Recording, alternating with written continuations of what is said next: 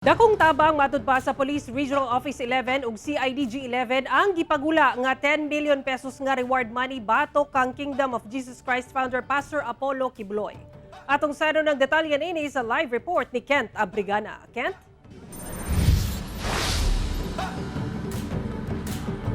Sara, sa karon wala pa'y mihatag og impormasyon sa Pro 11 ug CIDG 11 kalabot sa gikhimutangan ni Pastor Quiboloy. Samtang kampo ni Quiboloy, gipangutana ang DILG kung kang kinsa gikan ang maong reward money. Dungan nga nag-ampo ang mga taga-suporta ni Kingdom of Jesus Christ founder Pastor Apollo Quiboloy sulod sa ilang gimuntar nga tent sa gawa sa KOJC compound sa Davao City adlong Martes.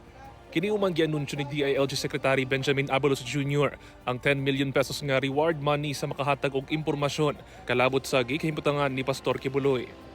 Sumala sa Police Regional Office 11, wala pa sila mga nadawat nga impormasyon sa posibleng lokasyon ni Pastor Quiboloy.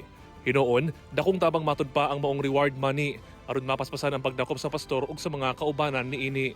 Dako kaining tabang para sa all law enforcement agencies, dili lang ang Police Regional Office 11.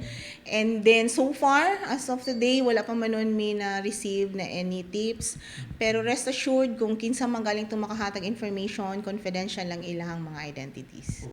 Wala pa sinadawat ang Criminal Investigation and Detection Group 11 nga impormasyon kalabot sa pastor. Simula nung panood namin, nilabas yung balita na meron ng reward kay Pastor Quiboloy, wala pa naman tumatawag o yung sinasabi natin na tipster o nagpunta man lang sa opisina para magbigay ng impormasyon regarding sa kinaroroonan ni Pastor Quiboloy. Samtang, nagpadayon usab ang monitoring sa CIDG sa mga lugar kung asa posibleng nahimutang si Pastor Quiboloy. Kung meron man kaming operation, siguro biglaan na lang kasi siyempre hindi natin alam kung kailan tayo magkakaroon ng mga maliwanag na tamang impormasyon. Samtang, gipungutan na sa usa sa mga legal counsel ni Pastor Quiboloy nga si Attorney Ferdinand Topacio ngadto sa DILG kung kinsa ang mga pribadong individual nga naghatag og reward money. But niyang may bawaan ang motibo sa maong mga individual. Gikatingad-an sab daw niya nganong dili nagikan sa government funds ang reward money. Hinoon, sa Facebook post sab sa usa sa legal counsel ni Pastor Quiboloy nga si Attorney Israelito Torion. Inarespeto matod pa sa KOJC ang lakang sa Marcos administration sa paghatag og reward money. Apan gikatingad-an niini ang matod pa, obstinate o continuous obsession sa Marcos administration kang Pastor Quiboloy.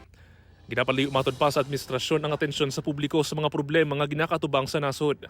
Ginasulayan pa sa GMA Regional TV 1 Mindanao nga makuha ang tubag sa DILG ug Malacañang kalabot niini. Sara, sa usa ka seremony sa Montalban, Rizal karong adlaw, gibutyag ni Pangulong Ferdinand Marcos Jr. nga wala kini nakitang problema sa reward money gikan sa pipila ka mga individual. Gani giawag lang niini si Pastor Quiboloy nga atubangon na lang ang kaso bato kaniya. Sara. Okay, dagang salamat Kent Abrigana.